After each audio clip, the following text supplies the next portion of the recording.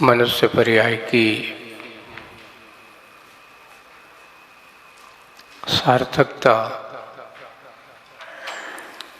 मनुष्य जीवन की विशेष उपलब्धियां हैं, या कहो कि मनुष्य जीवन का सबसे बड़ा दुर्लभ पल अगर कोई होता है तो कहा है, धन घड़ी धन दिवस धन जन्म मेरो भयो, भाग्य मेरो उदय आयो, दरस प्रभु जी को लख लयो। ये मनुष्य पर्याय की विशेषताएं हैं। मनुष्य पर्याय के ये सार्थक पल हैं। मनुष्य पर्याय के ये दुर्लभ क्षण है। हम अगर इन दुर्लभ पलों को, दुर्लभ क्षणों को अगर हम सार्थक बनाने की कोशिश करते हैं तो कैसे बनाया जा सकता है? इस प्रकार का पुरुषार्थ करके। जीवन तो मिल गया, एक जीवन एक इंद्री के पास भी है,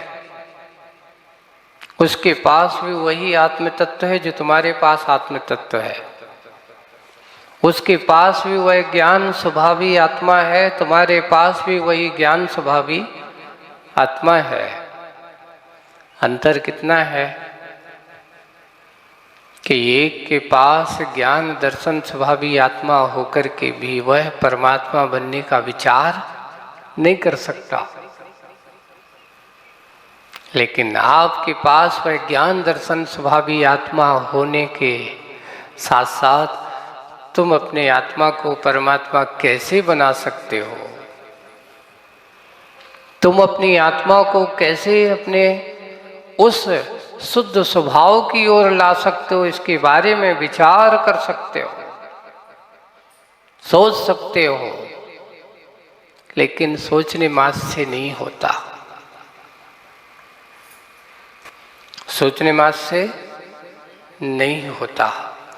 कुछ चीजें पुरुषार्थ करने से ही प्राप्त होती हैं। हर व्यक्ति कहते, हे भगवान, मुझे भी इस संसार की झंझट से कब मुक्ति मिले, है ना? कब मुक्ति मिले? सोचने से मुक्ति मिल जाती होगी। तो महाराज, हम तो यहाँ बैठे बैठे मोक्ष चले जाते हैं, पर नहीं होता है। ये बताओ, मुंबई किसी को जाना है, रास्ते में मील का पत्थर पकड़ के बैठ गया कि मैं तो मुंबई जाना है ना? मील के पत्थर को, किलोमीटर के पत्थर को पकड़ के बैठ रहा है। बोले कि क्यों? बोले कि मुंबई जाना है। मुंबई के पत्थर को पकड़ने से मुंबई पहुंच जाएगा कि मुंबई की ओर कदम बढ़ाने से मुंबई पहुंच जाएगा? जब तक आपके कदम वैसे ही सोचना कि हम तो चाहते हैं कि हमें जल्दी मोक्ष मिल जाए, पर घर में बैठे बैठे मिल जाए, घर से बाहर ना जाऊं तो संभव है।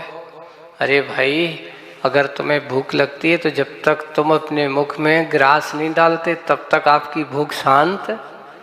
ये भी तो तुम्हें पुरुषार्थ, इतना पुरुषार्थ तो करना पड़ेगा कि नहीं? नहीं महाराज, हमारा तो विचार है कि मन में सोचें और हमारे लिए क्या मिल जाए? मोक्ष सुख मिल जाए। बंधु, मोक्ष के इतना सस्ता भी नहीं है कि तुम्हें जल्दी ऐसे मिल जाए, लेकिन मोक्ष सुख इतना सहज और सरल भी नहीं है कि आप सोचो और आपके हाथ में आ जाए। क्या करना होगा? कैसे करना होगा? आप सिद्धों की आराधना कर रहे हो, ये कहो कि मोक्ष सुख की आराधना कर रहे हो। मोक्ष को प्राप्त करने वाले उन जीवात्माओं की आराधना कर रहे हो जिन्होंने क्या किया? जिनकी आत्मा ने अपने ज्ञान दर्शन स्वभाव के चैतन्य शक्ति को जगा लिया। जिन्होंने अपनी आत्मा को चेतनता की उस परिणति में अपने आप को जागृत कर लिया, वही हमारे सिद्ध होते हैं, वही हमारे शुद्ध बनते हैं। हमारे उन आत्माओं के बारे में सोचो। हे भगवान, कभी अपन जाते हैं, आप अपने आंखें बंद करके इतना तो सोचना चाहिए कि भगवान मैं भी ऐसा सिद्ध बनने की पात्रता रखता हूं कि नहीं। पहला प्रश्न ये सोचना। हे भगवान, मुझे भी संसार की मोह माया से कभी मुक्ति मिलेगी कि नहीं, ऐसा सोचना है ना। हे भगवान, आपको मेरे लिए जैसे आपको प्राप्त हुआ है वैसा मुझे भी कभी मिलेगा कि नहीं, ऐसा सोचना। अगर आप ये सब सोचोगे तो नियम से उसकी प्राप्ति होने का पुरुषार्थ भी करोगे, और जब पुरुषार्थ करोगी तभी उसका वह फलीभूत होता है। ऐसा नहीं है कि हम पुरुषार्थ करें ना और मुझे मिल जाए। एक आत्मा जब अपने अंदर के उस आत्म तत्व को जानने के लिए, अपने परमात्मा स्वरूप को पाने के लिए क्या करता है, धीरे धीरे ही सही, एक कदम ही सही, इस भाव में हमारा एक पुरुषार्थ होना चाहिए। कितना समय हो गया, कितने समय से हम इस संसार में घूम रहे हैं। काश अगर हमें सब पुराने भाव याद आ जाते तो आपको समझ में आती कि आत्मा की कीमत क्या है, तुम्हारी इस मनुष्य पर्याय की कीमत क्या है। पर क्या करें, हमारी यही तो संसारी आत्मा की विचित्रता है कि ये हमेशा सोने में, इतना कौन सी निद्रा में सोता है बताओ। तो हमारे लिए लिखा है, मोह की महानिद्रा में ऐसा सोता है, ऐसा सोता है कि इतने पीछे क्या क्या कष्ट भोगे हैं ये सब में भूल जाता। आपको अगर अभी कह दिया जाए कि देखो नरक के दुखों का वर्णन किया जाए, ऐसी ऐसी उस नरकों में सोचो, जब ये जीव जाता है तो इसकी शुरुआत कैसे होती है। वहाँ स्वागत वेलकम नहीं होता, मालाएं नहीं पहनाई जाती। वहाँ जाते ही आपको सबसे पहले मार से ही शुरुआत होती है। एक ऐसी गति है जहाँ व्यक्ति को स्वागत सम्मान किससे होता है। आइए, बहुत अच्छे कर्म करके आए हो और आपके कर्म का फल का यहाँ पूरा का पूरा भुगतान क्या करना है, चुकाना है। तो शुरुआत मंगलाचरण सीधा जैसे ही जन्म लेता है, नरक की भूमि पर जैसे ही जन्म लेता है तो एक विशेषता क्या होती है, वहां की वो पादसैया कैसी है, ऐसी है, उल्टी, ऐसी नहीं है पलंग जैसी। जैसे देवों की पादसैया कैसी होती है, ऐसी। जैसे उठते हैं ऐसे उठते जैसे 16 साल का बालक सोते हुए उठ करके तैयार हुआ। वहां पर भी नारकी भी बिल्कुल वैसा ही होता है, हमेशा एक सा होता, वहां को छोटा बड़ा नहीं चलता। वहां जैसे देव और नारकी की विशेषता क्या है, जन्म के समय जो शरीर होता है वही मरण के समय उतना ही शरीर होगा। वहां कोई बच्चा नहीं होता, वहां कोई बूढ़ा नहीं होता। जैसा जन्म के समय उसका जो शरीर होगा बिल्कुल युवा अवस्था, वैसे ही जीवन के अंत समय तक उनका वह रूप होता है। नारकी का भी वही है, देवों का भी वही है। और जैसे ही वहां पर नारकी जीव का जन्म होता है और धड़ाम से सीधा कहाँ गिरता, उसके उपास्य या ऊपर है। जैसे ये छत है ना और ये पृथ्वी है ना, तो ये जो अपन जिस पृथ्वी में अपन रह रहे हैं ना, इस पृथ्वी का नाम है चित्रा पृथ्वी। रत्न शर्करा पृथ्वी के ऊपर बैठे हैं, नरक की भूमि के ऊपर अपन, है ना। इसके बीच में बहुत बड़ा गैप भी है। इसके 3 भाग बन जाते हैं। यहाँ से 1000 योजन तो मध्य लोक की भूमि है, उसके बाद फिर नरक की भूमि चालू हो जाती है। और वहाँ जाते ही जैसे ही उसका जन्म हुआ और जाकर के जब वहाँ गिरता है तो वहाँ कैसी है, तहाँ भूमि पर सत दुख यशो, बिच्छू सहस लखे जो तिसो।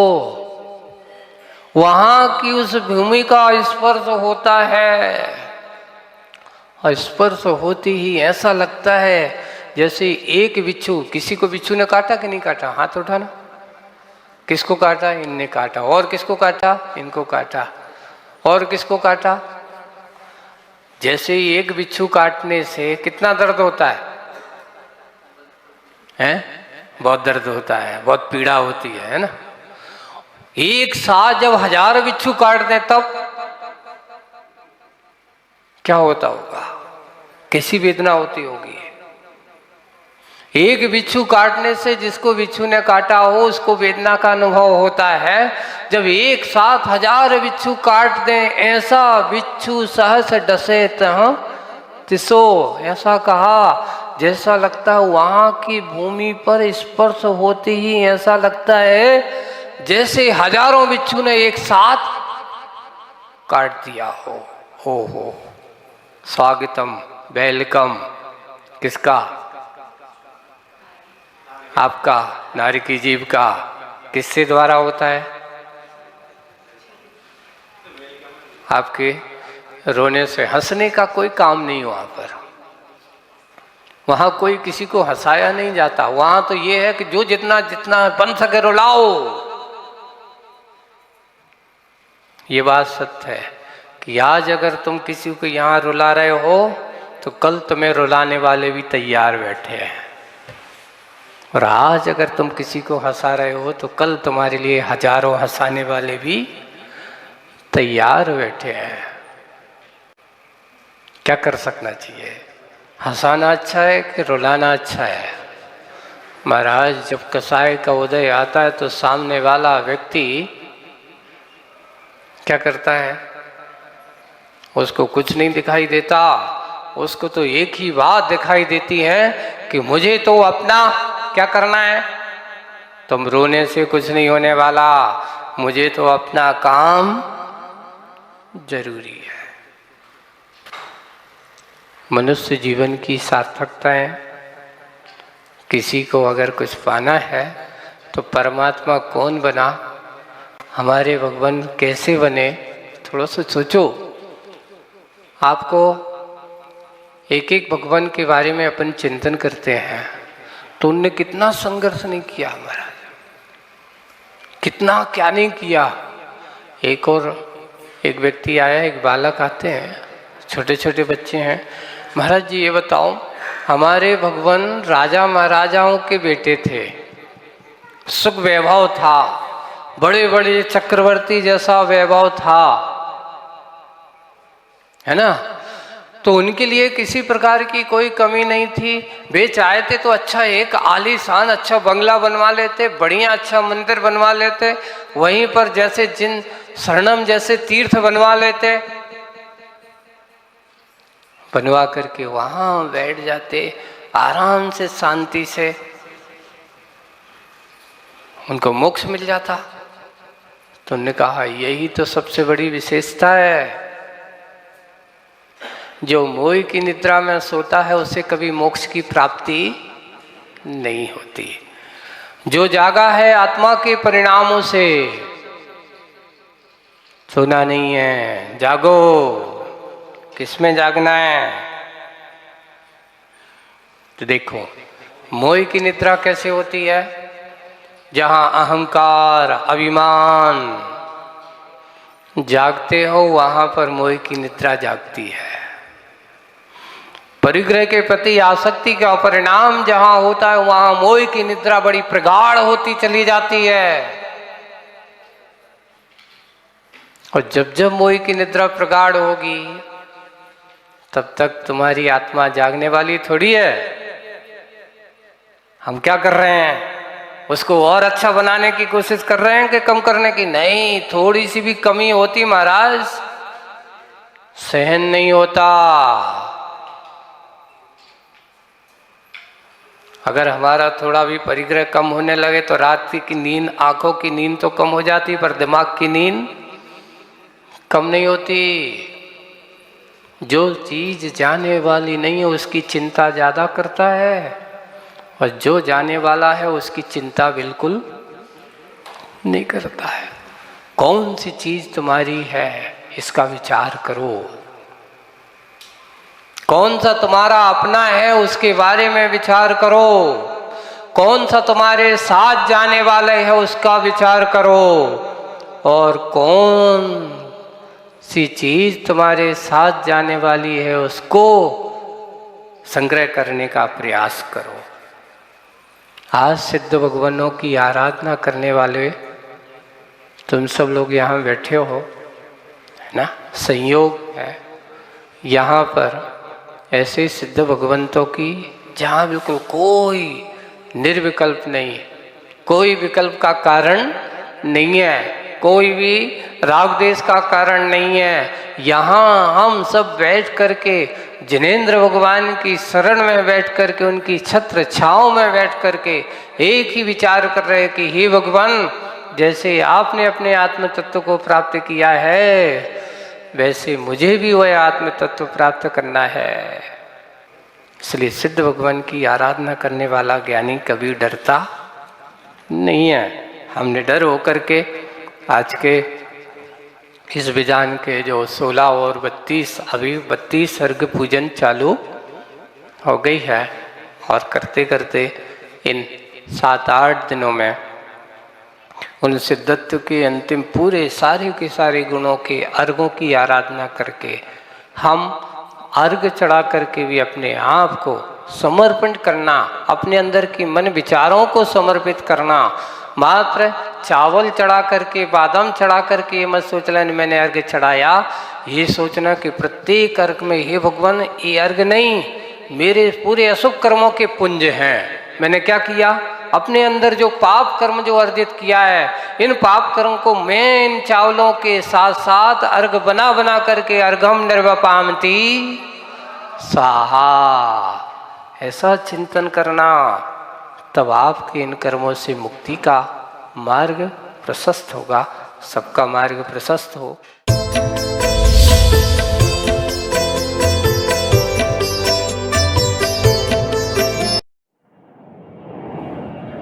कभी सफर में ट्रे पर चैन मील देखकर मन में एक अलग सी खुशी हुई है। यहां कभी किसी ने धीरे से कहा हो, रहने दो, इसमें भी जीव है। यहां दोस्तों के बीच गर्व से कहा हो, मैं सूर्यास्त के बाद नहीं खाता। हमें एक ऐसा मार्ग मिला जिसमें शक्ति है पर हिंसा नहीं, जिसमें सत्य है पर कठोरता नहीं, जिसमें त्याग है पर अहंकार नहीं। महावीर का मान, महावीर का मान। अहिंसा, अनेकांत, अपरिग्रह ये शब्द नहीं है, यह संस्कार है, पीढ़ियों से मिली हुई विरासत है, महावीर की दी हुई दृष्टि है। महावीर का मान, महावीर का मान। हमारी परंपरा सिर्फ प्राचीन नहीं, जीवंत है। यह विरासत सिर्फ पूजने का नहीं, जीने का मार्ग है। और शायद यही कारण है कि आज भी हमारा समाज शिक्षा, अनुशासन और मूल्यों के लिए पहचाना जाता है। इतनी जीवंत परंपरा, इतना गहरा योगदान, फिर भी सरकारी रिकॉर्ड्स में अधूरी रही पहचान। अब फिर एक अवसर आया है जनगणना 2027। इस बार सिर्फ मौजूद होना काफी नहीं, सही दर्ज होना भी जरूरी है। महावीर का मान, सही पहचान, महावीर का मान, सही पहचान। जैनम जयति शासनम, जैनम जयति शासनम। जिस धर्म को हमने जिया है उसकी सही पहचान भी दर्ज हो। इस महावीर जयंती पर संकल्प ले, महावीर का मान, सही पहचान। इस मुहिम से जुड़े और अभी दिए गए नंबर पर मिस्ड कॉल करें। यही होगी महावीर के प्रति सच्ची भक्ति। महावीर का मान, सही पहचान, महावीर का मान, सही पहचान। जैनम जयति शासनम, जैनम जयति शासनम। महावीर का मान, महावीर का मान, सही पहचान।